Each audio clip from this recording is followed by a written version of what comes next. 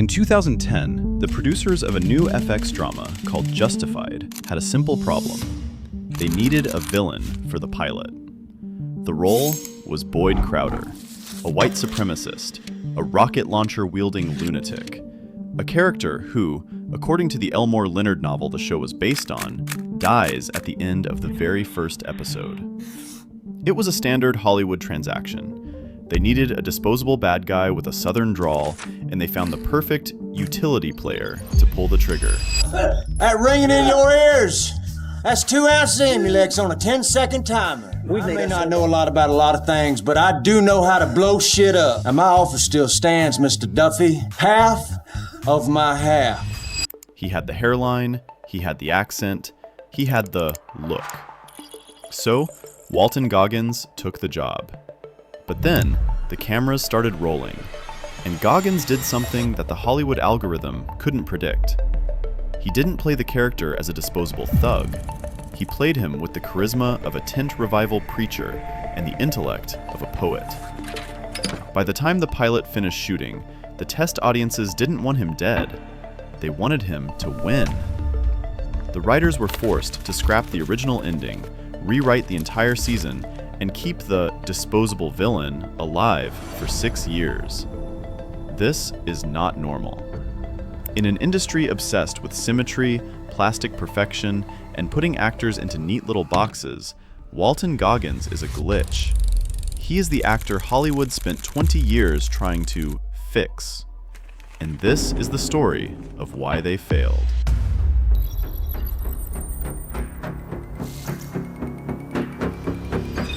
To understand why Goggins is such an anomaly, you first have to understand the machine he was fighting against. When Walton Goggins arrived in Los Angeles in 1991 with $300 in his pocket and a beat-up car, the industry was looking for 2 things: the hero and the villain. The hero is symmetrical. He is Chris Evans. He is Brad Pitt. He is a blank canvas onto which the audience can project their dreams. The villain is specific. He has scars. He has a weird accent. He has character. Goggins didn't fit either. He calls it having a high-definition face, a receding hairline that creates a massive, intense forehead, a set of teeth, courtesy of a childhood diving accident, that are just a little too perfect, a little too white, creating a smile that feels less like a greeting and more like a threat. He was too intense to be the romantic lead, but too charismatic to be the background goon. So, for a decade, Hollywood didn't know what to do with him. He spent the 90s in what actors call the valet era, a professional extra. He was guard number 1. He was thug number 2. If a script needed a guy to yell a racial slur and then get punched by the hero, Goggins got the call. His agents even tried to fix him. They told him to lose the Georgia accent. They told him to soften his intensity. They wanted to sand down the edges so he could fit into the round hole of a procedural drama cop. But Goggins did the opposite.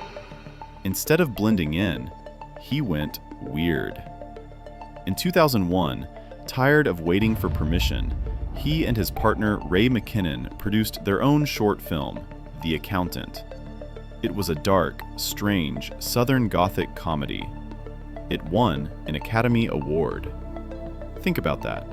Walton Goggins had an Oscar on his shelf, but he still couldn't get a meeting for a leading role. The industry respected the talent, but they still couldn't get past the face.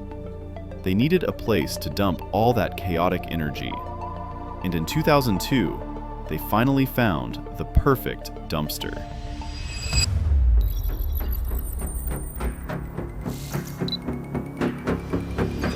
The Dumpster was a show called The Shield. If you haven't seen it, The Shield was a dirty bomb dropped in the landscape of police procedurals. It was corrupt, violent, and sweaty. And right at the center of the blast radius was Goggins, playing Detective Shane Vendrell. On paper, Shane was a trap. He was the racist cop. He was the sidekick. He was the screw-up who made the anti-hero, Vic Mackey, look competent by comparison. In the hands of a lesser actor, Shane would have been a hate sink, a character you cheer to see die. But Goggins found the tragedy inside the dirtbag. Over 7 seasons, he took a character who started as a one-note bigot and transformed him into a figure of Shakespearean doom. The family meeting scene in the series finale, where Shane's story ends, isn't just good TV acting. It is a masterclass in desperation.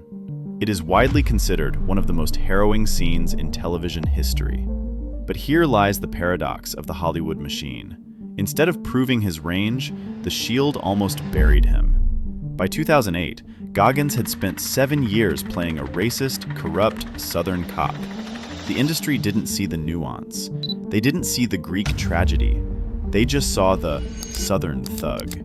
He had become radioactive. Casting directors couldn't separate the man from the monster. He wasn't Walton Goggins, the Oscar-winning producer. He was Shane Vendrell, the guy who killed Lim. He had walked right into the typecasting trap. And to get out of it, he would have to do something risky. He would have to go back to the very stereotype that threatened to drown him and rewrite it from the inside out.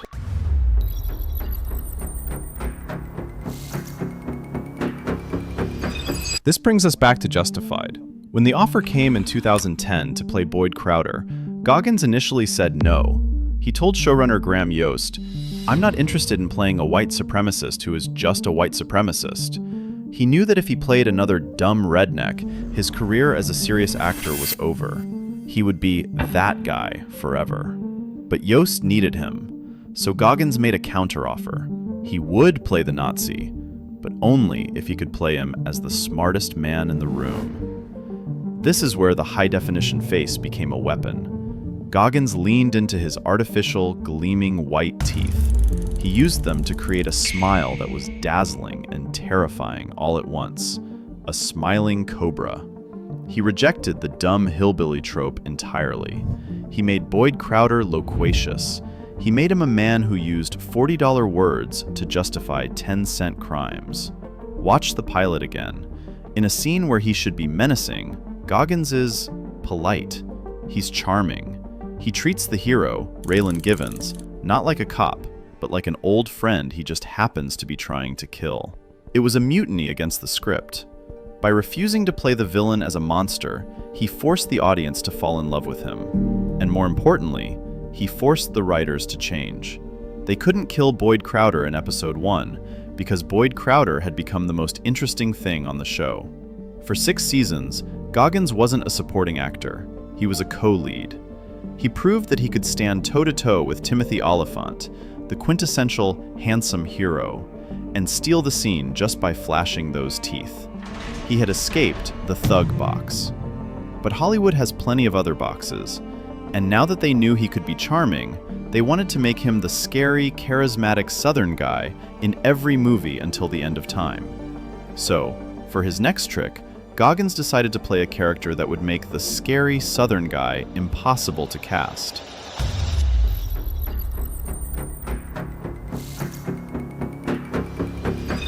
If Justified proved he was smart, his next role proved he was fearless. By 2012, Goggins was firmly established as the king of the FX tough guy universe. The industry saw him as a creature of violence.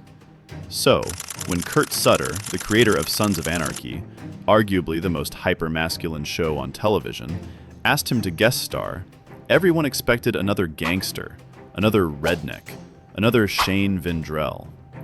Instead, Goggins asked to play Venus Van Dam, a transgender sex worker. In the wrong hands, this role is a disaster.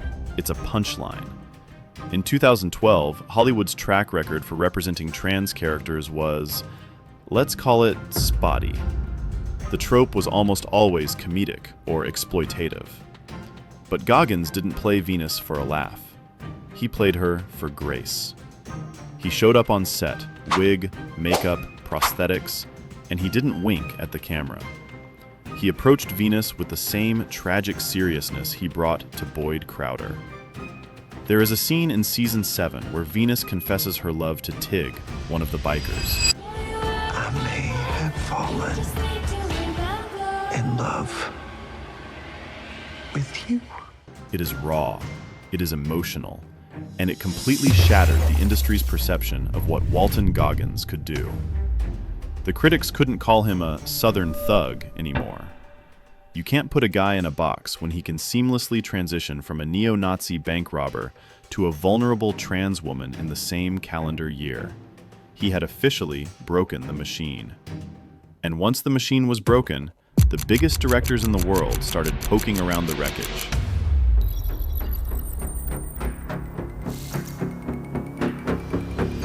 Quentin Tarantino has a specific fetish for actors who have, quote, texture.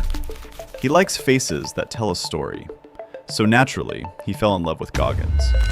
Tarantino cast him in Django Unchained, and then gave him a lead role in The Hateful Eight, putting him in a room with Samuel L. Jackson and Kurt Russell. And Goggins didn't just survive, he stole the third act. Tarantino calling you a generational talent is the Hollywood equivalent of being knighted. It signaled to the studios that Goggins wasn't just a TV actor, he was cinema. But the true culmination of his 30-year war against typecasting arrived in 2024 with Amazon's Fallout. The role of the Ghoul is the final boss of Goggins' characters. On paper, it is the ultimate character actor role. He is buried under pounds of silicone. He has no nose. He looks like beef jerky left in the sun for 200 years. By traditional Hollywood metrics, the symmetry, the Chris Evans standard, he should be repulsive. But notice the reaction. The internet didn't treat the Ghoul like a monster. They treated him like a heartthrob. Why? Because after 3 decades of playing the villain, Goggins has perfected the art of cutting through the makeup. He used that voice, the one agents told him to lose, to project a weary, dangerous cowboy cool that no amount of CGI could replicate. He took a literal monster and made him the most charismatic leading man on streaming television.